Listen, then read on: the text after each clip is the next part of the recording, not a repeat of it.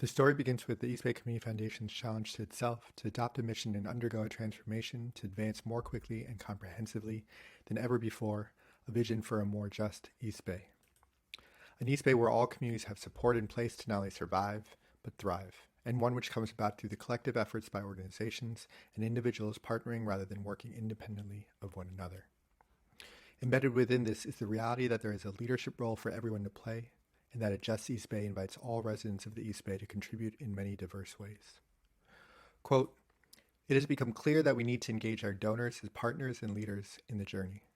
In these times and with our new direction, it is no longer viable to remain solely a philanthropic services organization. It's become apparent that to meet our bold goals and vision, we need a new model for ourselves and all community foundations for how to educate, engage, and organize our donor community. Ultimately, EBCF chose an asset-based approach. Rather than simply transactions to service, EBCF chose to see its donors as individuals who can inspire, organize, and invite others in that long tradition and legacy of social justice philanthropists and activists. Organizing was always built upon a simple theory of change, that when you bring people together and engage in collective action, the whole will always be greater than the sum of its parts, and that the previously impossible becomes that much more possible. It's a theory of change full of belief in our abundance and collective possibilities. From here, we had to assemble our we. Alex set about looking among the donor base and larger community for individuals who met this criteria. And we looked to form a cohort, intentionally diverse and reflective of our communities within the East Bay. This was certainly the harder path, but one that we believed would be more instructive in the long run. Session 1.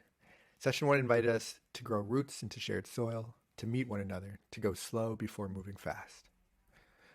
We stepped fully through that organizing door, joining the thousands, if not tens of thousands of individuals in the East Bay every year who come together in organizing groups, civic associations, congregations, just like we did to explore how we're more powerful together.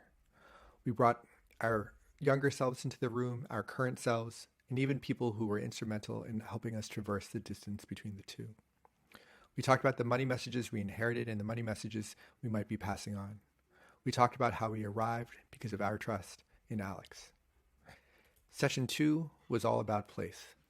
Injustice thrives on creating distance between us, the distance between us as individuals, as communities, distance from our cultures, distance from our histories, and distance from the land. In Session 2, we momentarily shrunk the world in both space and time to connect us a little bit more. We got to participate and add to Michael's social justice timeline of the East Bay, moving in place through time. We pulled out the ways people relate differently to places that are dynamic and vibrant like the East Bay and ones that aren't as much.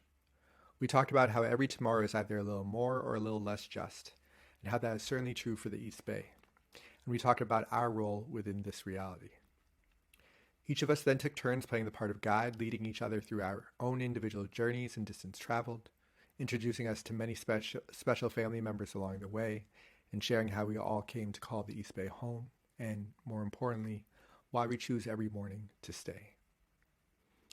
And to close, we leapt into the future, writing a letter from our year 2030 selves to a young person about a better, more just Oakland, in part because of our collective efforts.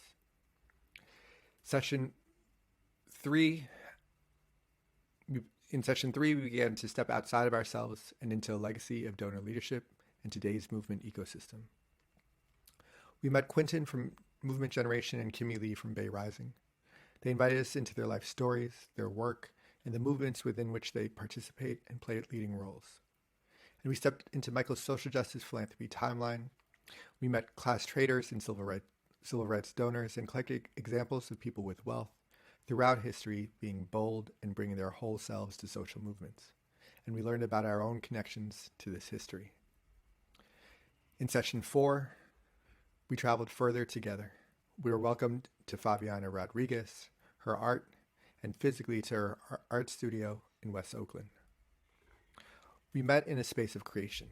We dove deeper into donor leadership practices, into donor relationships, with intimate and courageous sharing and modeling by Michelle and Regan, and deeper into the East Bay Community Foundation, its theory of change, and its promise as a civic home for all of us, full of mutuality, love, and support. Our growing attendance reaffirmed the power of connection over any need for perfection among us. And here we are today, at our last session, physically distanced, virtually connected, together again.